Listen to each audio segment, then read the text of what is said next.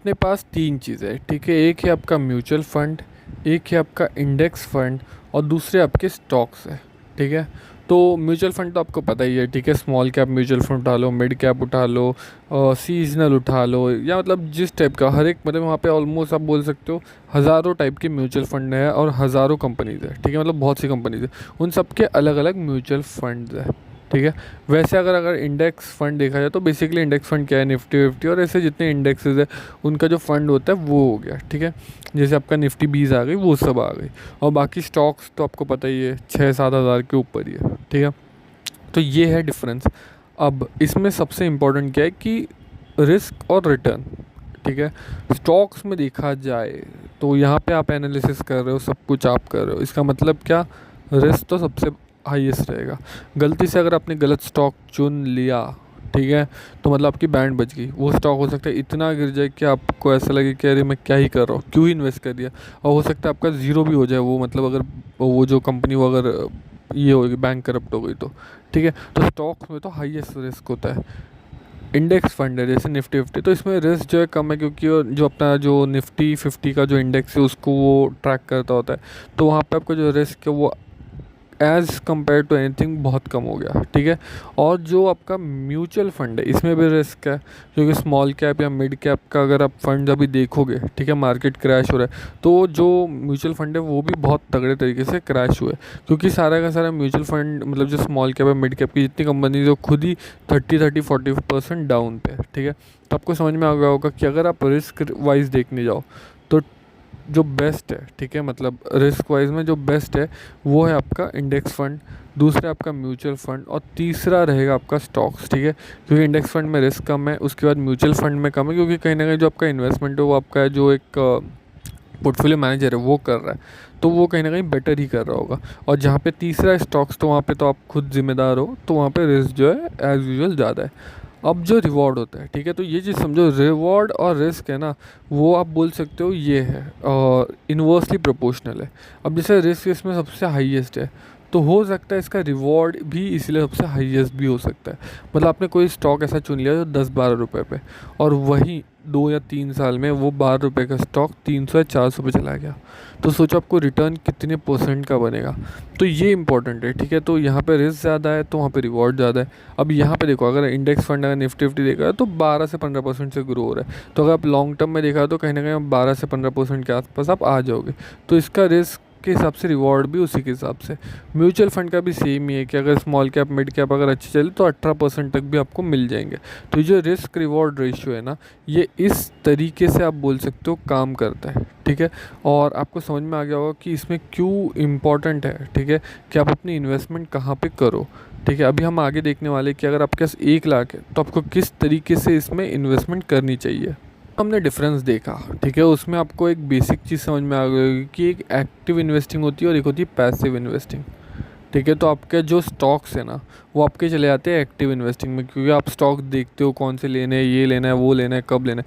Passive investing में कहीं ना कहीं आपके जो म्यूचुअल फंड होते हैं या फिर ये आपके इंडेक्सेस हो गए, वो हो गए, क्योंकि आपने वो आपको पता है कि उसके अंडर जो आप पैसा डालोगे तो जो पोर्टफोलियो वाला है वो इन्वेस्ट करने वाला है म्यूचुअल फंड में, तो इंडेक्स तो इंडेक्स को ट्रैक करने वाला है। तो कहीं ना कहीं आपके पैसिव इन्वेस्टिंग में आते हैं, और जो स्टॉक्स होते हैं ना वो स्टॉक्स आपके एक्टिव इन्वेस्टिंग में आते हैं। अब इसमें है ना, जब भी आप म्यूचुअल फंड लो या ETF या फिर आप बोल सकते हो इंडेक्सेस लो, इसमें सबसे इम्पॉर्टेंट होता है आपका एक्सपेंस रेशियो, ठीक है। एक्सपेंस रेशियो बेसिकली क्या होता है, जैसे आप काम कर रहे हो, मैं काम कर रहा हूँ, तो हम सब पैसे के लिए काम कर रहे हैं, तो वैसे ही जो मैनेजर भी बैठे हुए, ठीक है, जो आपके पैसे हैंडल करे, तो उनके भी खर्चा तो निकलना चाहिए ना, तो वो आपके पैसे से ही निकलता है। जब आप पैसे इन्वेस्ट करने जाओगे तो उससे एक पर्टिकुलर परसेंटेज वो लोग डिडक्ट करके बाकी का पैसा इन्वेस्ट कर देते हैं, जिसको हम एक्सपेंस रेशियो कहते हैं, ठीक है। तो एक्सपेंस रेशियो कैसे देखना है, म्यूचुअल फंड कैसे सेलेक्ट करना है, उस पर मैंने अलग से वीडियो चैनल पे बनाई हुई है, तो आप चैनल पे विजिट करके वो देख सकते हो। बट यहाँ पे मैं बेसिक बताता हूँ, अगर म्यूचुअल फंड है,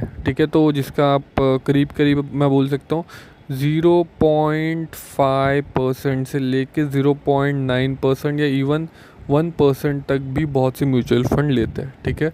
और जो आपका ये है निफ्टी 20 हो गया या जो इंडेक्स हो गया, तो उसका करीब करीब 0.04% जो कि सबसे कम है, ठीक है। तो ये डिफरेंस आपको समझ में आ गया हो कि एक इंडेक्स फंड और म्यूचुअल फंड में एक्सपेंस रेशियो में बहुत बड़ा डिफरेंस होता है। वहीं पे अगर नॉर्मल म्यूचुअल फंड है वो 0.9 तक लेता है, तो यहाँ पे देखा जाए तो बहुत बड़ा डिफरेंस है ये। अभी हम जो कंपैरिजन देखने वाले वो देखने वाले स्टॉक्स वर्सेस म्यूचुअल फंड्स, ठीक है। तो देखो रिस्क तो देखा जाए तो दोनों साइड पे है, ठीक है, बट स्टॉक्स में रिस्क ज़्यादा है as compare to mutual fund. But जो रिटर्न देखा जाए, अगर स्टेडी रिटर्न आपको चाहिए, ठीक है, मतलब एकदम ही ये नहीं वो नहीं, तो mutual fund any day better है, ठीक है। स्टॉक्स में आपको एक्सेप्शनल रिटर्न मिल सकता है अगर आपने एक्सेप्शनल स्टॉक उठा लिया तो, जो कि डिपेंड करता है आपके लक के ऊपर। बट म्यूचुअल फंड कहीं ना कहीं आपको स्टेडी रिटर्न दे सकता है, कहीं ना कहीं आप लॉन्ग टर्म के लिए सोच सकते हो तो आप जा सकते हो, ठीक है। तो ये सबसे इम्पॉर्टेंट है। अभी अगर समझो आपके पास, जैसे हम थोड़े टाइम पहले डिस्कस किया, अगर आपके पास 1 लाख रुपए है तो आपको किस में इन्वेस्ट करना चाहिए, ठीक है। तो ये डिपेंड करता है, ठीक है, कि आपकी एज क्या है। अगर आप अर्ली 20s या मिड 20s में, तो आपके पास टाइम बहुत है, ठीक है। तो आप आराम से small cap mid cap companies हो गई या फिर स्मॉल कैप मिड कैप आपके म्यूचुअल फंड हो गए, उसमें आप इन्वेस्टमेंट कर सकते हो। अगर आपकी एज थोड़ी 35-40 के क्लोज टू क्लोज है, ठीक है, तो कहीं ना कहीं आपको लार्ज कैप्स या फिर थोड़े स्टेबल जो इनकम है या फिर आपके इंडेक्स हो गया उसमें इन्वेस्ट करना चाहिए, ठीक है। तो ये जो सोल्यूशन है डिपेंड करता है आपकी एज के ऊपर, ठीक है।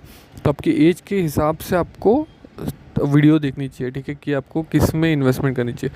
क्योंकि देखो इन जनरल अगर मैं बताऊँ कि स्मॉल कैप या मिड कैप में कर दो और आपकी एज अगर 50+ है तो वो आपके लिए हाईएस्ट रिस्क है, ठीक है। जो जब आपको पैसा चाहिए होगा तब हो सकता है आपको पैसा ना मिले।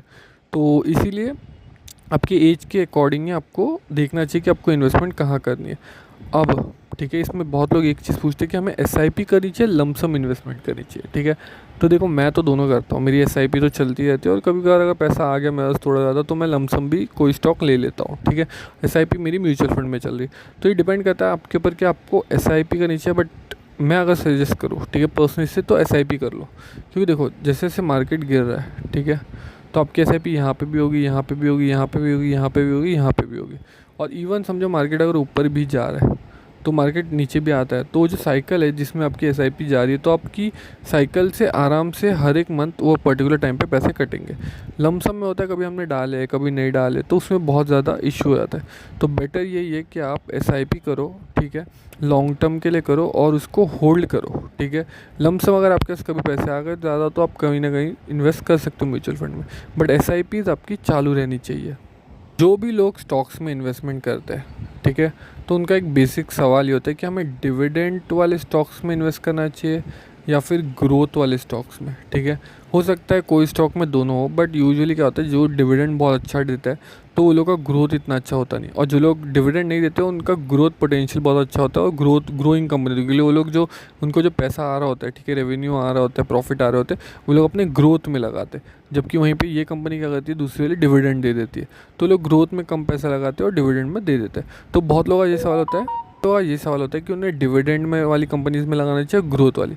तो देखो आपका जो पोर्टफोलियो है ना वो होना चाहिए कि आप मिक्स होना चाहिए, ठीक है, या फिर डाइवर्सिफाइड होना चाहिए। मतलब डिविडेंड वाले स्टॉक्स भी होने चाहिए, ग्रोथ वाले स्टॉक्स भी होने चाहिए, जिससे आपका बेनिफिट क्या हो जाएगा कि आपको डिविडेंड भी आता रहेगा और ग्रोइंग जो स्टॉक्स है उससे आपके जो पोर्टफोलियो उसके रिटर्न भी अच्छे बनेंगे। तो इंपॉर्टेंट क्या है, देखो इंपॉर्टेंट ये नहीं है कि आप एक चीज़ सिलेक्ट करो और वही करते रहो। आपको क्या करना है, आपको हर एक फील्ड से थोड़े थोड़े चीज़ों से आपका पोर्टफोलियो रेडी करना है, ठीक है, इंपॉर्टेंट है। और देखो एक गलती है ना जो है ना बहुत लोग करते हैं मार्केट में आने के बाद, ठीक है, और ये बहुत मतलब एकदम सिली मिस्टेक है, वो है लोगों का सुनना। इसका मैंने सुना तो मैंने बाय कर लिया ये स्टॉक, इसका मैंने सुना तो उसको मैंने सेल कर दिया, इसका मैंने सुना तो मैंने वापस बाय कर लिया। ये जो गलती नहीं मार्केट में बिल्कुल भी मत करना, और गलती से भी स्टॉक्स ऑप्शन में मत जाना, ठीक है। ये देखो अभी भी हम जो बात करें वो सब सेफ़ इन्वेस्टमेंट या फिर आप बोल सकते हो लेस रिस्क की बात करें। बट जो आप ये जो प्रोडक्ट है, ठीक है, आपके इंट्राडे हो गए या फिर ऑप्शन फ्यूचर हो, ये हाईएस्ट रिस्क है, तो आपको पता भी नहीं चलेगा कब आपके पैसे खाली हो जाएंगे।